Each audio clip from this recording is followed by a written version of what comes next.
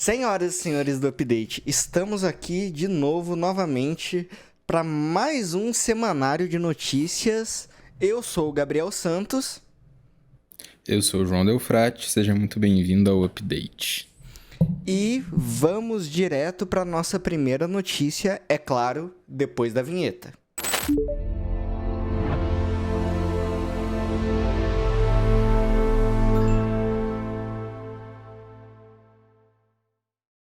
Bom, gente, vamos começar aqui com o básico. Na semana passada, a Apple anunciou o novo chip M5, que chegou. Aqui tá falando só do MacBook e do iPad, mas isso é porque a gente não tem Vision Pro no Brasil. Não que alguém fosse comprar um Vision Pro no Brasil, porque já é caro aqui fora, imagina por quanto isso seria vendido oficialmente no Brasil.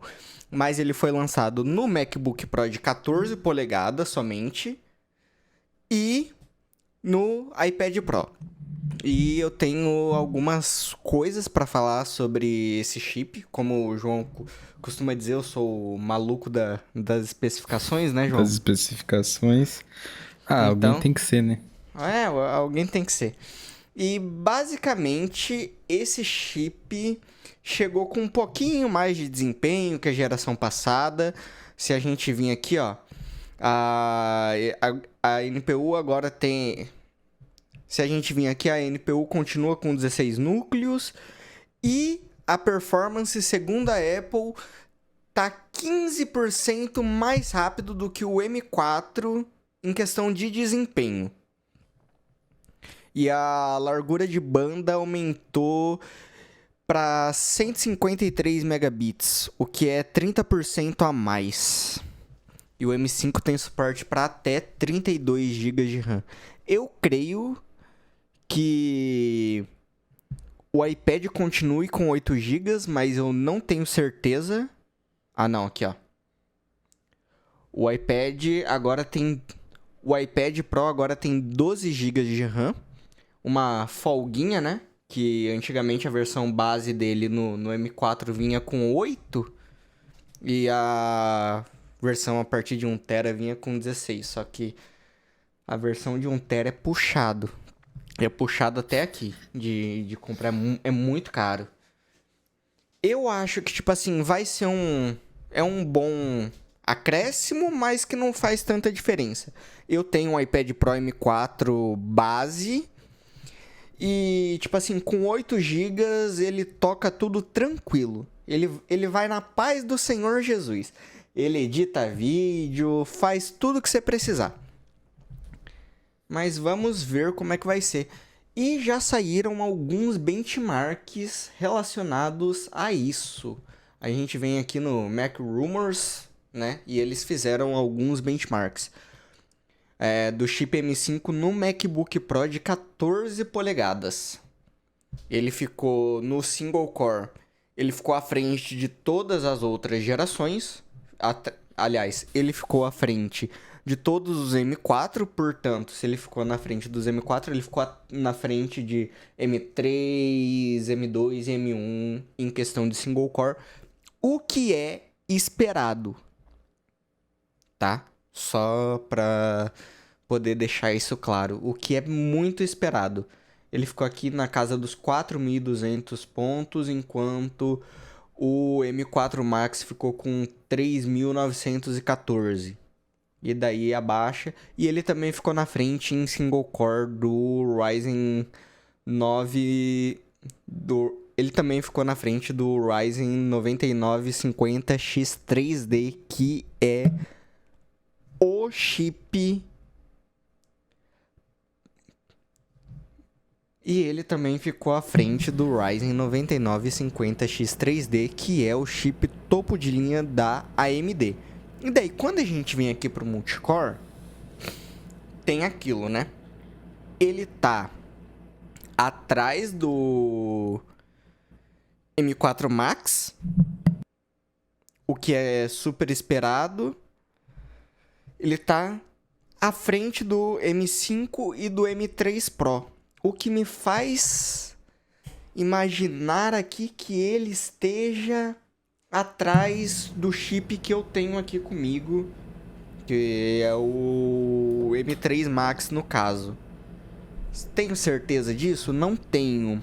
Mas pela diferença de ponto e o M3 Max C2 M3 Pro, provavelmente. Enfim, eu achei um bom acréscimo, só que tem que esperar para ver como vai ser os outros chips. Que no caso seria o que mais me interessa mesmo. Apesar de eu não estar querendo trocar de MacBook, eu quero deixar para trocar ano que vem, que a gente já tem rumor de tela OLED e touchscreen nos novos MacBooks Pro. Já vai trocar de novo. De novo vai trocar a geração do Mac. Deus é pai. A última geração do Pro foi de 2016 a 2021. Essa vai de 2021 até 2026 só. Pouco tempo, né? Eu ainda prefiro o design anterior, mais fininho. Eu Que também. na reta. Cara, eu também prefiro. Eu tinha um MacBook Pro de 2017, eu amava ele. Apesar de não ter HDMI, eu me virava com 4 portas Thunderbolt. Eu acho que aqui no MacBook que eu tenho agora, eu tive até uma perda, né? Que eu tenho só 3 Thunderbolt, daí ganhei um HDMI e um SD. Eu preferia 4 Thunderbolt tranquilo. Eu tenho só 2 e só. No Pro M1. Ah, mas é o de 13, né? É. Não, o de 13 ele vem com menos mesmo. E, graças a Deus... Graças a Deus não, né? Infelizmente não teremos Touch Bar de novo. E daí vamos aos preços dessas crianças. Primeiro, o MacBook. Eu vou direto pro preço do Brasil, que é o que importa.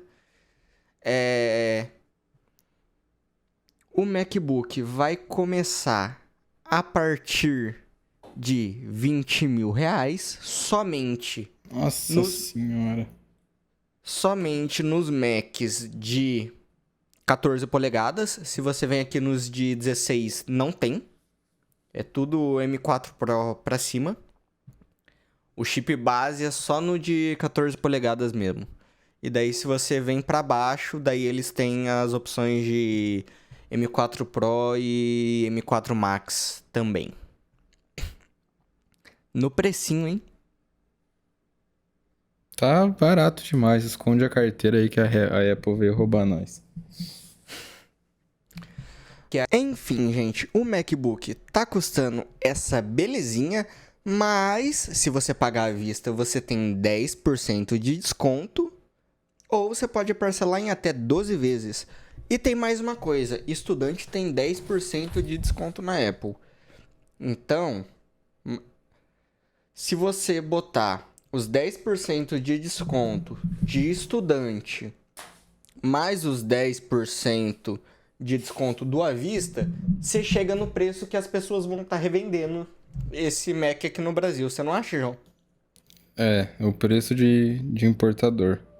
Chega no preço de importador.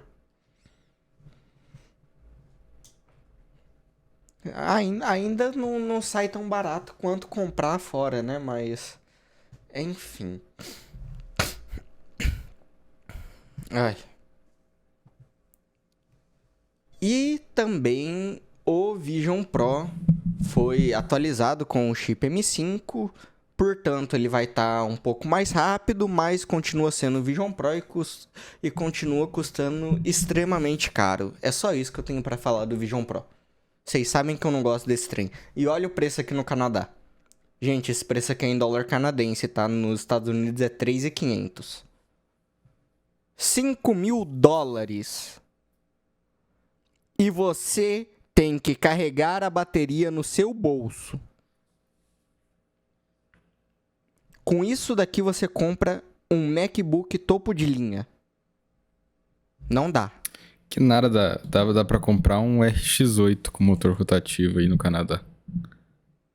Velho, vai gastar dinheiro, mas dá pra comprar. Ah, velho, de carro velho eu tô longe. Já tem um Gol. Já tem um gol, obrigado. Ai, ai. E agora também o iPad Pro, eu queria só fazer uma comparação e me abrir aqui com vocês. O meu iPad Pro é o mesmo modelo de 11 polegadas, 256 gigas, branco. Que é esse aqui, ó. Sem celular, sem nada, vidro convencional, Wi-Fi. R$ 12.499. Cadê? 1.399 mais 13%. Daqui vai para 1.500 e pouquinho, que vai dar R$ 6.000. Enfim, eu queria dizer que eu gastei menos que isso para montar o kit inteiro do iPad Pro aqui. É impossível esses preços praticados pela Apple. Não tem como. É impossível. Porque eu comprei o teclado original da Apple e a Apple Pencil Pro. Porque a Apple Pencil da geração do iPad Pro M2 não dá no iPad Pro. E também não dá no iPad mini novo. Que coisa boa. É, basicamente minha Apple Pencil e meu teclado virou lixo. O teclado já ia virar mesmo, porque o meu iPad antigo era de 12.9. Mas a Apple Pencil eu fiquei de cara. Enfim, mas ela é legal. Ela é legal. É só isso, gente. Apple sendo Apple. Mas se tem algo legal nesse iPad aqui que eu posso dizer, é a tela. Essa tela aqui é sensacional. Eu espero que ela vá para os MacBooks mesmo no ano que vem. Porque ela é perfeita, gente. Eu garanto pra vocês. Essa tela aqui é perfeita. Ela é tudo de bom. Bom, só isso mesmo que eu tinha pra dizer sobre o novo chip M5, novos iPads e novos MacBooks. E agora falando de IA, falando de OpenAI, vocês sabem muito bem que dia 13 de outubro aconteceu o último OpenAI Dev Day. Inclusive, se você não viu, tem um vídeo no canal que foi soltado semana passada, falando de forma mais dinâmica um pouco dos lançamentos que aconteceram lá. E aqui, para hoje, a gente decidiu pegar alguns tópicos aqui para falar sobre esse lançamento. E acho que o lançamento que vocês mais viram no Instagram de vocês, pelo menos aí na última semana, foi o Sora 2. E o que é o Sora 2? Quando você tinha o ChatGPT lá, provavelmente você via uma abinha chamada Sora, que era a tecnologia da OpenAI de geração de foto e vídeo, de geração de imagem e de vídeo. Ele já tinha uma capacidade muito legal para fazer geração desse tipo de imagem e vídeo, mas ele tinha algumas limitações. Com o lançamento do Veo 3, a gente começou a ficar mais exigente com essa questão de geração, principalmente de vídeo. Todas aquelas séries de IA feitas por aí, de imagem, com áudio sincronizado, praticamente perfeito em todas as línguas, com uma física funcionando não de forma perfeita, mas com um pouco mais de apreço à realidade, porque se você olhar a geração de vídeo dos últimos 2, 3 anos, era aquelas aberrações que a gente via e não conseguia praticamente entender nada do que estava acontecendo. Mas essa nova atualização do Sora, né, feita pela OpenAI, o Sora 2, trouxe ainda mais realismo para as dinâmicas, principalmente o movimento. Aí na tela o Gabriel está mostrando um vídeo de cachorro andando, de gente andando de skate. Então, a preocupação que a OpenAI trouxe para a física da criação desses vídeos está muito bacana, está um pouco melhor, inclusive, que o Veo 3 da Google. Mas a questão de imagem, vídeo e fala, eles estão bem parecidos e tá bem bacana. Hoje, para você acessar o Sora 2... também, né? Aparência. É que aí depende muito da forma da criação. Hoje, como muita coisa que a gente vê dos conteúdos não são feitas por profissionais, entre aspas, é muita gente querendo fazer meme pra internet, muitas vezes não tem uma qualidade de prompt muito boa. Mas se você for ver em qualidade, existe sim uma diferença, não é tão gritante como a própria divulgação do Sora faz. Existe uma diferença sim, mas eu acredito que com o passar do tempo e as atualizações a gente consegue chegar ali no Veo 3, por exemplo, numa qualidade muito parecida. E hoje, para você conseguir acessar essa tecnologia, por enquanto, você só consegue fazer a geração através do aplicativo para iPhone. Então ainda não está disponível nem para usar no computador. Se você acessar hoje o site da Sora na web, no computador, você só consegue utilizar a versão do Sora 1. E para utilizar a versão do Sora 2, é só junto com o iPhone, o que é uma pena, porque é um saco ter que ficar criando no celular, mas acredito que isso vai ser normalizado em breve, enfim. E uma das notícias que eu acho que são mais impactantes para o mundo da tecnologia é a parceria da OpenAI com a Broadcom para a criação de chips personalizados para aguentar a capacidade computacional que a OpenAI precisa. Ai, ai, falei muito, não respirei. Acredito que não seja novidade para ninguém que o uso de tecnologias de IA consomem muito processamento, mas muito processamento mesmo. Tanto que uma das grandes discussões relacionadas à tecnologia de IA e os data centers é o consumo de energia, porque esse tipo de tecnologia demanda muito processamento e muita energia. Tanto que a OpenAI tem um projeto de criação de data center que até agora é o maior projeto do mundo. Então a OpenAI vai construir simplesmente o maior data center que a história já viu. A gente nunca viu tanto empenho para a criação de data center como agora com o avanço da IA. E para a gente conseguir escalar ainda mais essa tecnologia e conseguir fazer com que esses modelos geracionais evoluam mais ainda, a gente vai precisar cada vez mais de processamento e cada vez mais de energia. E a gente sabe hoje que quem domina a criação de chips para o uso computacional de IA é a NVIDIA. A NVIDIA virou ali nos últimos anos a rainha, uma das empresas de tecnologias com maior valor de mercado da história, justamente por causa da... Sumiu a palavra da minha cabeça. Por causa da especialização dela nisso, porque Não, porque a NVIDIA, ela meio não que só pela viu, especialização. né? Antes de todo mundo. Ela não... Ela viu antes de todo mundo. Quando a gente fala de IA, eu acho que a NVIDIA foi a precursora do uso desse tipo de tecnologia, não só para o consumidor final, como para o uso industrial também, né? Sim. Hoje, a maior fatia de mercado da NVIDIA é a parte industrial. E hoje ela é praticamente dona do mercado em infraestrutura de IA, eu não lembro o dado exatamente agora, se é 80% ou se é 90% dos chips para o processamento de IA são da NVIDIA. E o que acontece com isso?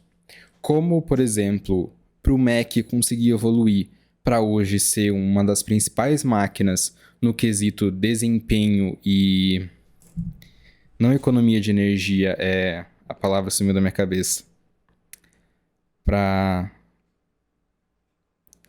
desempenho e...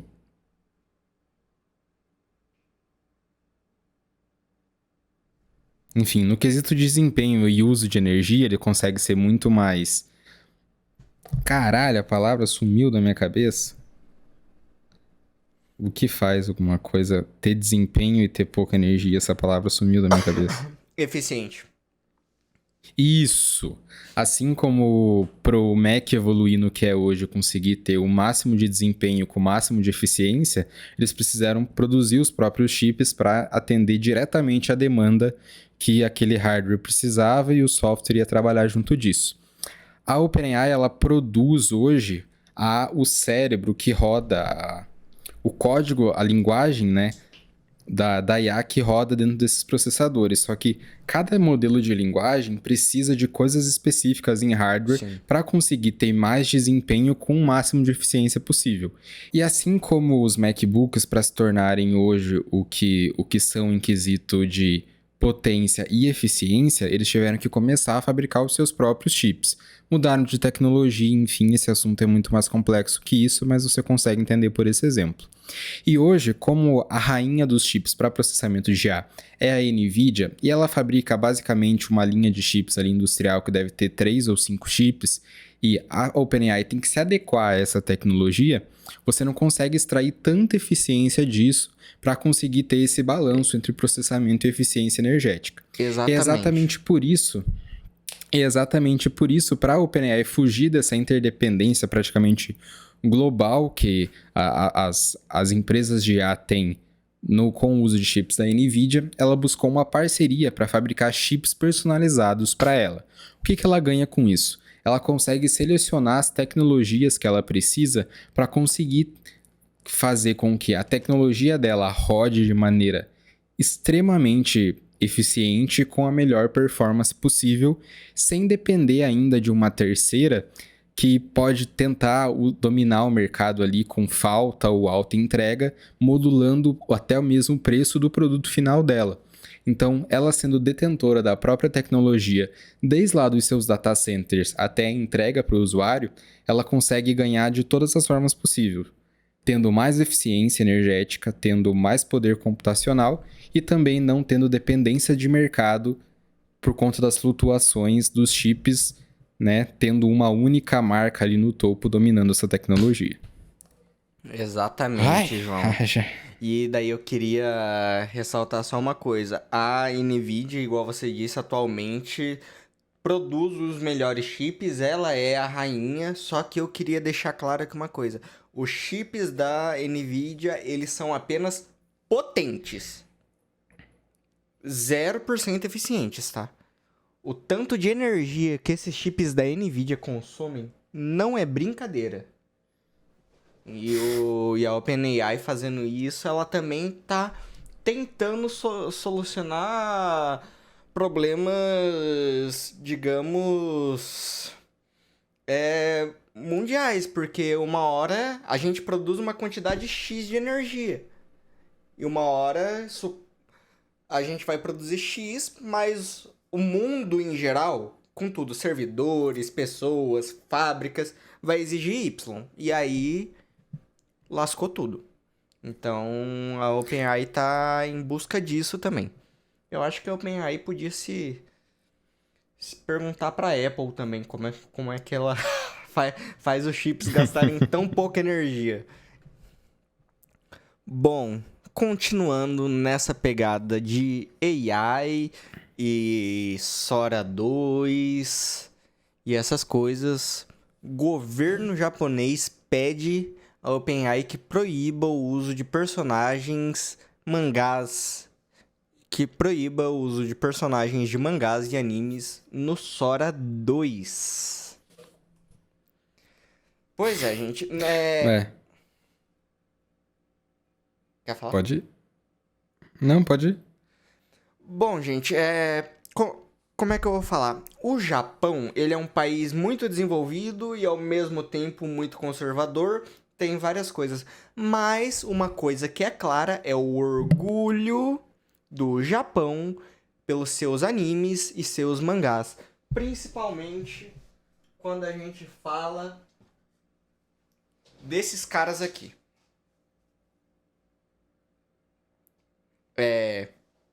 O que acontece é o seguinte, começaram a fazer muitos vídeos de animes japonês no Sora 2 e os personagens fazendo coisas que não deveriam ser feitas, digamos assim. Coisas que gente grande, gente de verdade faz. Tá certo que existem animes que tem isso, mas, por exemplo, você não quer ver um Pokémon fazendo coisas indevidas. Tipo, fumando, ou... Enfim, vocês entenderam. Fazendo aquilo que traz novos mamíferos ao mundo. Pronto. Enfim. E o governo japonês pediu isso porque aparentemente isso estava acontecendo. E segundo a OpenAI, porque agora com o Sora 2, acho que o João vai saber melhor, eles têm uma política de, tipo assim, qualquer pessoa pública, estúdio, pode pedir que o seu conteúdo não seja usado pelo Sora 2, mas ele tem que pedir. E aparentemente, segundo a OpenAI, ela enviou coisas para alguns estúdios do governo japonês sobre isso. Tipo assim, vão querer que tira, e aparentemente não obtiveram resposta, e daí virou no que virou. Enfim. E eu entendo essa preocupação do Japão de querer preservar a cultura deles, porque quando a gente fala em anime, mangá, é uma coisa cultural japonesa, é muito forte lá. Então, é isso. E sem falar que Pokémon é a franquia mais lucrativa da história. De todos os tipos de franquias que você pode pensar. Star Wars, Marvel, várias séries, Disney. Nada é mais lucrativo do que Pokémon. Pokémon lucra bilhões e bilhões todos os anos. E, obviamente, eles querem preservar isso.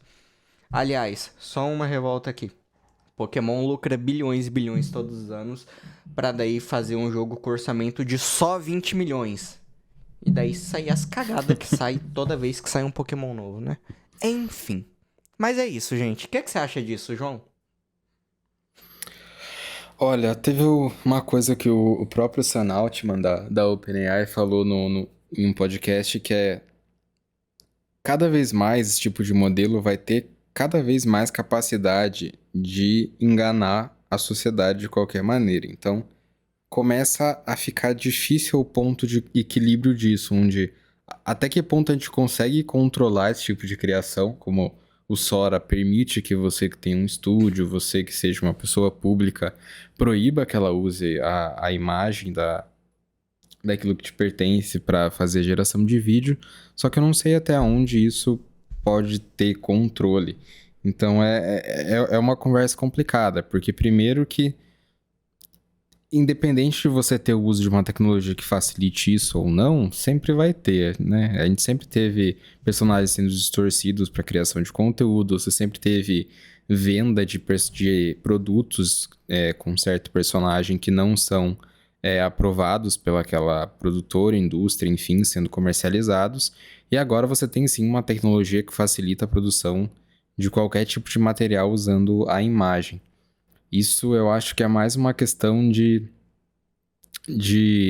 uma preocupação da marca em si, de como preservar a autenticidade dos seus produtos, do que simplesmente você ir lá e proibir que alguém consiga fazer o material com aquele. Então é uma discussão bem complexa, não é nada simples assim, mas eu não sei até onde uma proibição vai conseguir garantir que esse tipo de material não seja feito.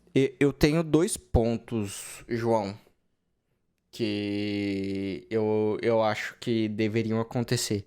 Primeiro, eu acho que, tipo assim, a OpenAI, apesar dela ter a questão de o estúdio ter que pedir para que não sejam usados os personagens dela, na minha opinião, eu acho que ela deveria, por padrão, deixar no código do chat, por exemplo, por padrão, sem ninguém ter que pedir. Por exemplo, não deixar o Bob Esponja fumar um cigarro. Exemplo besta. Esse tipo de política talvez faça sentido. Mas entendeu? Mas, tipo assim, coisas básicas. Mas a questão que realmente me preocupa com isso tudo de IA não é nem a gente, assim, os mais jovens, porque eu vejo que o jovem, ele consegue discernir o que é IA, o que não é, ele consegue ver. Agora, a questão é, por exemplo, eu já vi de vídeo por exemplo, de um famoso divulgando uma coisa e uma pessoa mais velha acreditou que era aquilo e aquele famoso não tinha divulgado nada, era um vídeo de IA, entendeu? Então, eu acho que a gente tinha que ter mecanismos. Eu geralmente sou a favor da liberdade de expressão irrestrita, só que quando a gente fala de IA, eu sou a favor da regulamentação especificamente para essa parte de imagem, porque eu acho muito perigoso. Eu vou te dar um exemplo, que daí não aconteceu nada. Esses dias eu recebi o vídeo Eu acho que foi da minha mãe. Ou da minha avó, alguma coisa assim. Um vídeo do Frei Gilson. Com uma oração bonita. Não era o Frei Gilson. Entendeu? Agora, substitua isso por um vídeo de um famoso vendendo um celular baratinho ou uma geladeira ou divulgando uma casa de aposta. Aí fica complicado. Essa é a minha opinião. E é só isso. Eu acho que sobre esse tema não tenho muito mais o que dizer. Esse é um dos tipos de tecnologia que trazem muita discussão sobre o uso devido delas, né? É. Porque um deepfake vai ficar cada vez mais fácil de produzir. Aí, numa propaganda política, o que você faz? O inferno que não viraria isso? Nos grupão do Zap. Nossa. Verdade. E, É uma merda. e ano que vem é ano de eleição, né? Ano que vem o pau vai pegar. Vai ter briga de família até dizer chega. Vai. E muita coisa vai ser responsabilidade da IA. Provavelmente. Muito provavelmente. Ai, ai. Mas é só isso. Agora temos curiosidade tech. Agora, os técnicos jogaram fora aparelhos que não tinham cabo de alimentação, mas acabaram com a alimentação de internet da sua empresa. Como sempre, um leitor que eles vão chamar de Steve, né? Porque sempre a culpa cai no coitado do Steve. Enviou uma história que aconteceu durante a pandemia da Covid-19, quando ele trabalhava em uma empresa.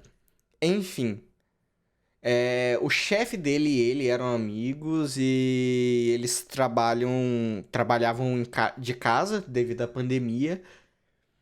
E daí eles estavam frustrados e daí o chefe dele sugeriu que eles se encontrassem no data center. Olha que ideia genial! Um chefe e um funcionário aleatório, provavelmente um corretor, se encontrarem no data center da empresa. Genial! Simples. Nossa senhora! Vai dar super bom. Confia. Enfim, o objetivo da seguradora era reduzir os armários que a seguradora alugava. Armários aqui, eu acho que eles queriam dizer hacks, né? Os hacks de data center que a seguradora alugava. Porque o chefe dele estava sempre interessado em remover equipamentos não utilizados. Daí eles deram uma volta rápida, identificaram alguns servidores que eles sabiam que estavam extintos, e daí eles se depararam com uma máquina que eles não reconheciam. E ela estava desligada e não tinha nenhum cabo de alimentação. Mas essa máquina não estava nos servidores que não estavam sendo utilizados em fio. Ela estava conectada a alguns cabos Ethernet não rotulados, mas a falta de conexão com energia fez com que eles presumissem que a máquina fosse redundante e estava pronta para ser removida. Então eles arrancaram e jogaram a máquina e mais uma pilha dos outros lixos. E a destruição continuou por 20 minutos. Até que o diretor de TI ligou para eles, queria saber por que a internet estava inativa em toda a empresa. Era só ter a porra de uma etiqueta na máquina, velho. Ai. Mas é que, tipo assim, é o que acontece quando você manda alguém que não sabe nada sobre o assunto pra um lugar que ele não devia estar. Não mexe no canto dos caras de TI, entendeu? Deixa que eles se resolvam com a bagunça deles. Que eu te garanto que o técnico de TI ia saber pra onde ia cada cabo não rotulado daqueles. Filho da puta, ele usa a porra de uma calça jeans com tênis esportivo e um óculos feio? Ele usa. Mas ele sabe o que ele tá fazendo. Ele sabe o que ele tá fazendo. Provavelmente, esse servidor era passivo ou então alimentado por PoE.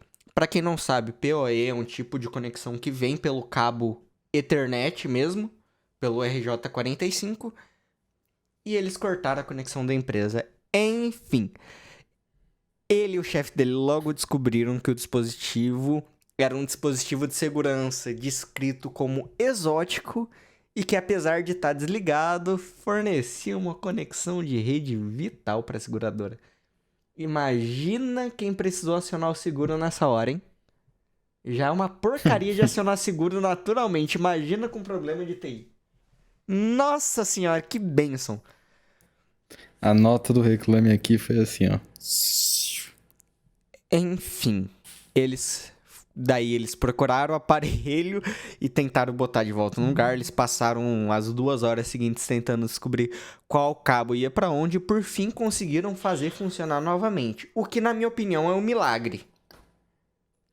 Porque esses aparelhos, normalmente, se você tira uma coisa, se você bota no mesmo lugar, normalmente eles não funcionam. Porque é assim que a tecnologia funciona.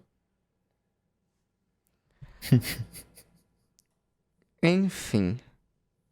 O Steve perdeu o emprego por causa do incidente. Aqui não fala nada sobre o ex-chefe dele. Aparentemente, como sempre, a culpa caiu só no empregado. Ai, ai. Coitado. E é isso. A vida do CLT não é fácil. Ai, ai. Cara, gente, lição de hoje. Não mexam no departamento de TI da sua empresa, a menos que vocês sejam o menino da TI. Dependendo do menino da TI também é melhor nem mexer. Exatamente. Exatamente. Uma vez, quando eu tava no Brasil, eu paguei pra montar um hack na minha casa. Um hack básico. Aqui, antes de encerrar, vou contar essa história. Agora que o João soltou essa, dependendo do cara da TI. Um hack básico tinha Ai, como é que é o nome? Um splitter de Ethernet pra levar cabo pros 2 computadores que tinha no escritório, um cabo pro PS5 e um cabo pro roteador, pro Unify. Tinha um splitter, uma NAS, o roteador da Unify e o modem da operadora de internet. O cara montou igual o rabo dele. Eu tive que desmontar todo o hack e remontar e passar o cabeamento certo, porque ele ainda me passou os cabos e não identificou. Sendo que tinha uma etiquetadora na frente dele. Enfim, é isso.